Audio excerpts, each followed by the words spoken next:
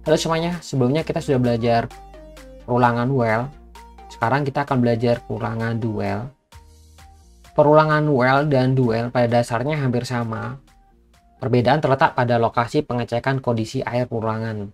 Misalkan kalau kita menggunakan while, kondisinya kan dicek di awal kan. Start, kemudian while, kondisi, kemudian statement.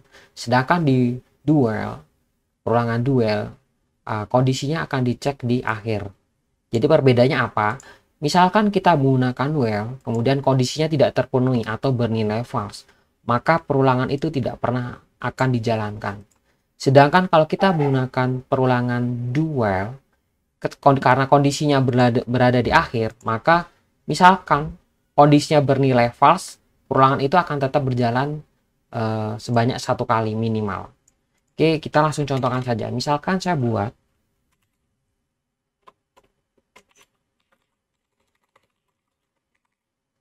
Oke, kemudian kita buat star, jadi kita buat $i, ini startnya, dimulai dari, misalkan saya buat 1000, oke. Kemudian do echo $i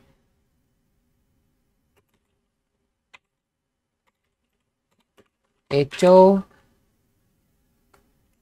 akan tampil di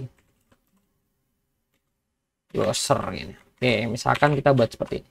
Kemudian kita jangan lupa incrementnya $i.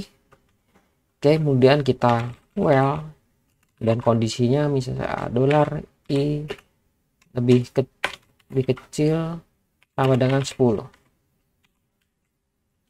Nah, kita bisa lihat di sini $i sama dengan 1000. Kemudian yang dicari berhenti kondisinya ketika $i lebih kecil sama dengan 10. Jadi sampai kapanpun perulangan ini tidak akan pernah dijalankan karena $i itu bernilai 1000. Sedangkan kondisinya $i lebih kecil sama dengan 10. Plus. Jadi nilainya tidak akan pernah ketemu karena ketika ditambahkan dia plus 1001, 1002 gitu kan. Jadi kondisinya tidak akan pernah terpenuhi, maka tidak akan dijalankan. Tapi karena kita menggunakan duel tadi, prinsipnya bahwa kondisi ini misalkan nilainya false akan dijalankan minimal 1 kali. Oke, kita jalankan. Oke teman-teman, di sini bisa ditampilkan bahwa perulangan ini walaupun kondisinya false tetap akan dijalankan minimal 1 kali.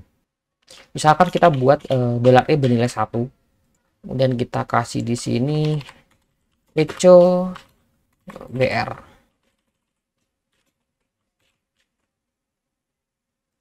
Maka tampil sebanyak 10 kali karena dimulai dari 1, kemudian kondisinya adalah $i lebih kecil sampai dengan 10, kemudian $i plus. Jadi dia nambah satu perulangan itu sampai kondisinya terpenuhi 10. Oke, semoga teman-teman paham perbedaan menggunakan perulangan for, while, dan do while. Oke, selanjutnya kita akan belajar perulangan for each.